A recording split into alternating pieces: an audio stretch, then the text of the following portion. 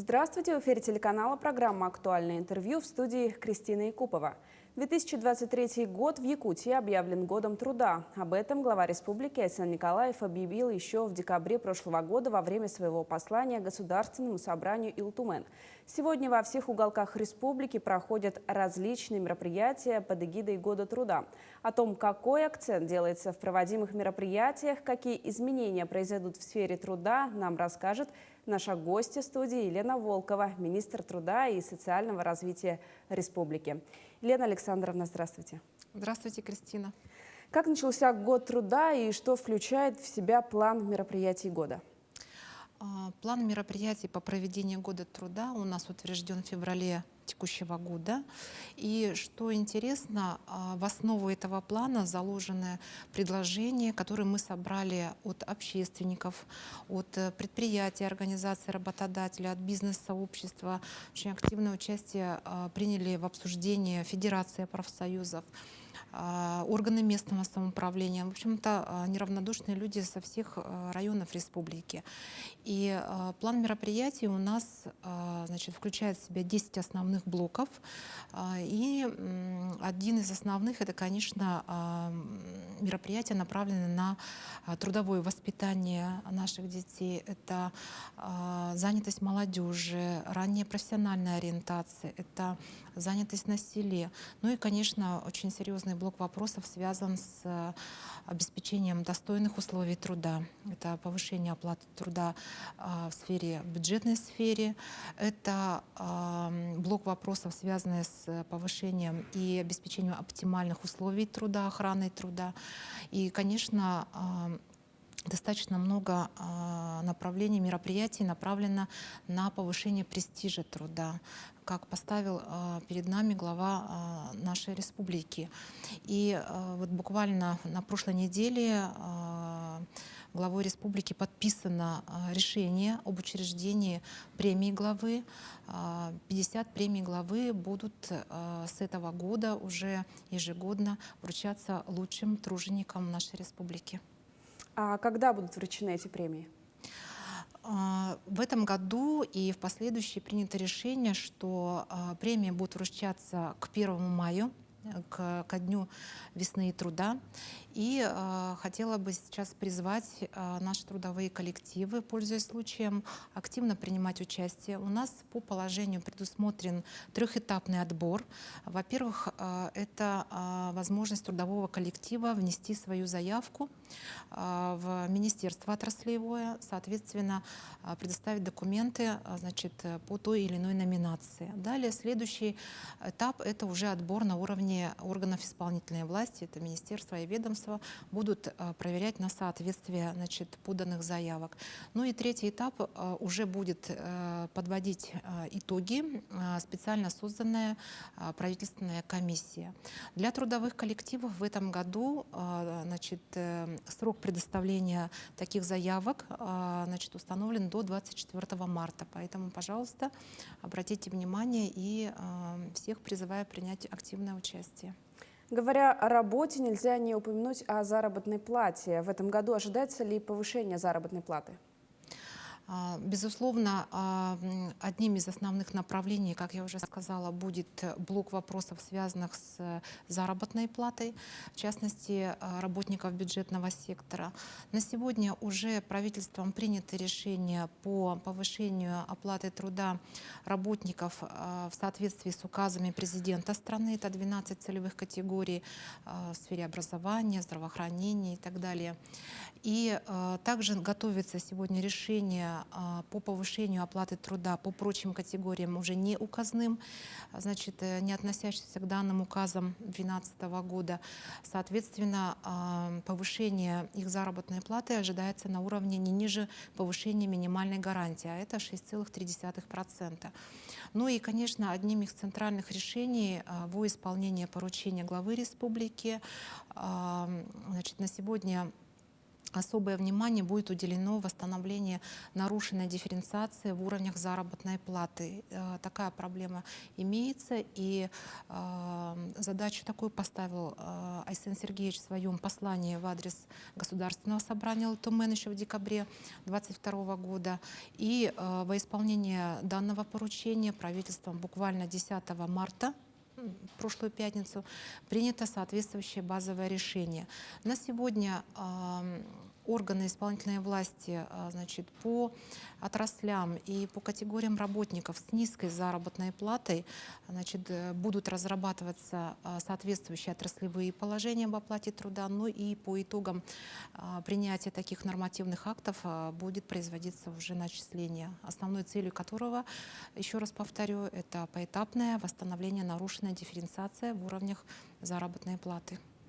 Именно в год труда особенно актуально говорить об охране труда. Какие изменения планируются в этом направлении? Ну, здесь я остановлюсь коротко на комплексной программе, которую мы буквально недавно приняли. Соответственно, эта комплексная программа направлена на улучшение условий и охрану труда в Республике Саха-Якутия на предстоящий период 23-25 годы. Основная цель всех мероприятий и, соответственно, основная задача для работодателей сегодня стоит, конечно, это принятие комплекса мер, во-первых, направленных на поддержание здоровья работающего человека через развитие различных корпоративных программ. Это снижение профессиональной заболеваемости через раннее выявление, соответственно, через взаимодействие с медицинскими организациями, через активизацию профессиональных осмотров, диспансеризации и так дальше. Ну и, конечно, это профессиональное управление рисками.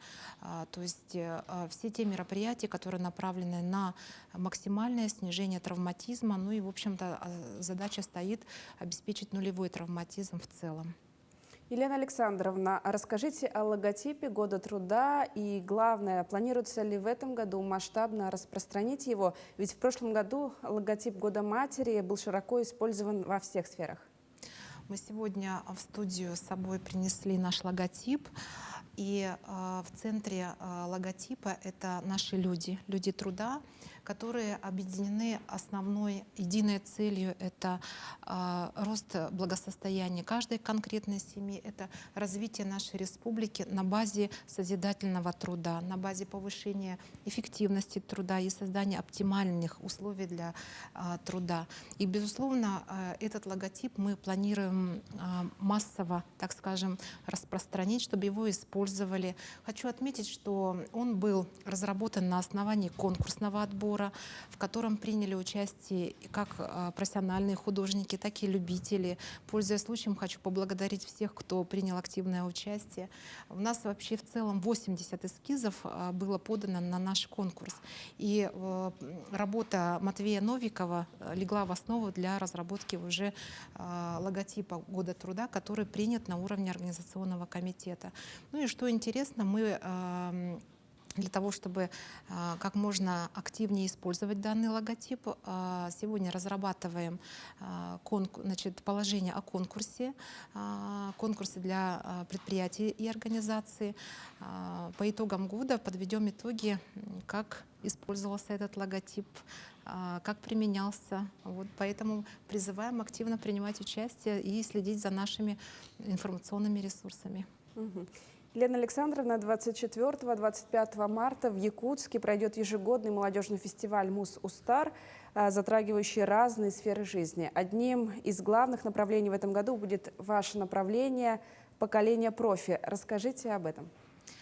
Молодежный фестиваль «Мус-Устар» уже проводится в 3-й раз. И, безусловно, отрадно, что площадка, посвященная Году труда, будет одна из центральных. Мы проводим ее совместно с органами местного самоуправления. В настоящее время идет муниципальный отбор лучших специалистов, молодых людей именно по рабочим профессиям.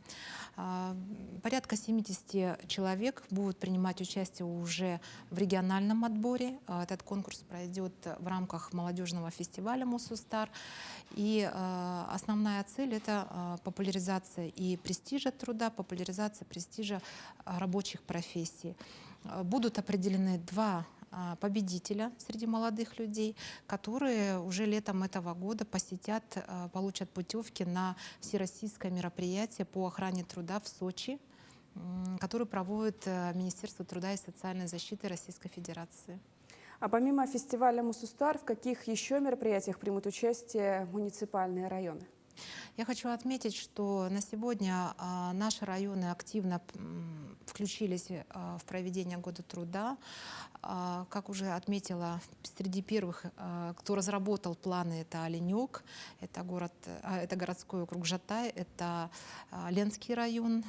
И, конечно, на сегодня мы ожидаем, что будет активно проводиться работа популяризации, да, человека труда.